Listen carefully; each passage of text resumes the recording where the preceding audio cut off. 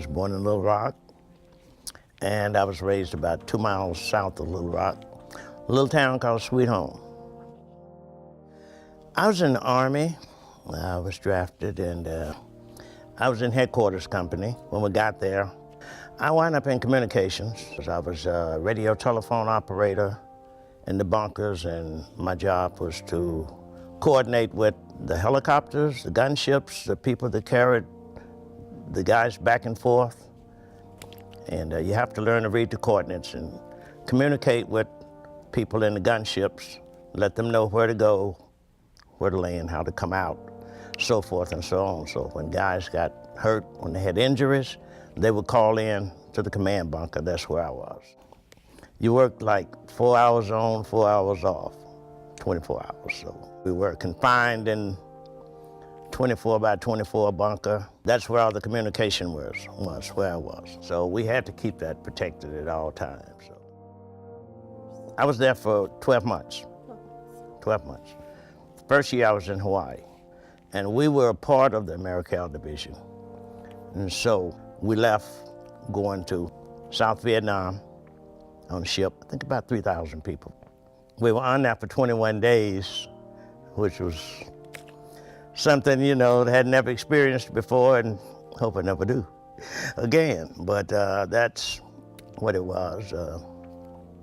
Once we got on the ship, well, it take about 2 days for you to learn how to walk on the ship, you know, because then once you get off, it takes 2 days to learn how to get back and walk back right on just regular ground.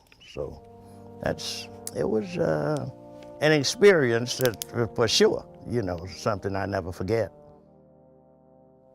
Thing about it, we got there during the day, but they had to hold us out 10, 12 miles because we had to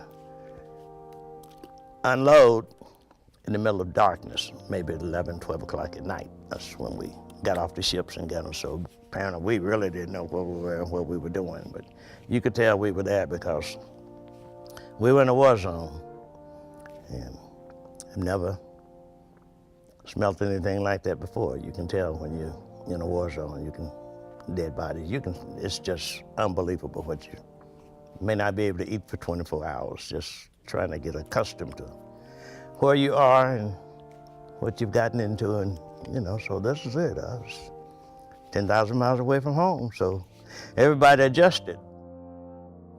You know, when you get there, you can hear the noise. You can definitely hear the missiles and howitzers and everything in the sky lit up, you know, so you learn to live with that, and then you learn to sleep through it also, because that's constantly. But it was just something that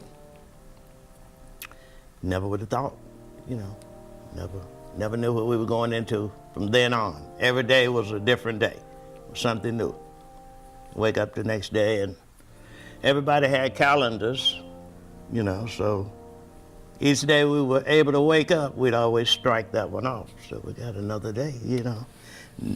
80 days left, you know, 4 days left every day, you know, so you learn to stay up during the night, sleep during the day.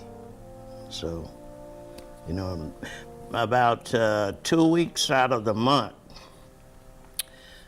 you wouldn't have any moon shining, so it would be completely dark, black dark.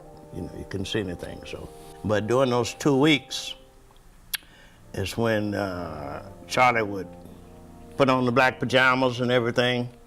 And that's when you know, our camp got run over. You know, they would run over on those during those 2 weeks because you couldn't see anything out there. And once we got our camp together, it was barbed wire all the way around. But you know, they can find ways to get inside of that. You know, the main thing is to hope you keep everything lit. But you know, quite a few camps got run over, you know, at night. So I mean, but we lived with that. We had to learn to deal with it, and after a while, it was just commonplace. It took us 21 days by ship to get over there, go through the Philippines, everything you see, certain islands out there. However, when we on the way back, it took 21 hours. So that's the difference. 21 days over there, 21 hours back, you know, so we flew back, you know, so went to Da Nang, At the time, TWA Airlines was out there. Saw that big airline, but we were going home, going to the world. You know, that's what we call it.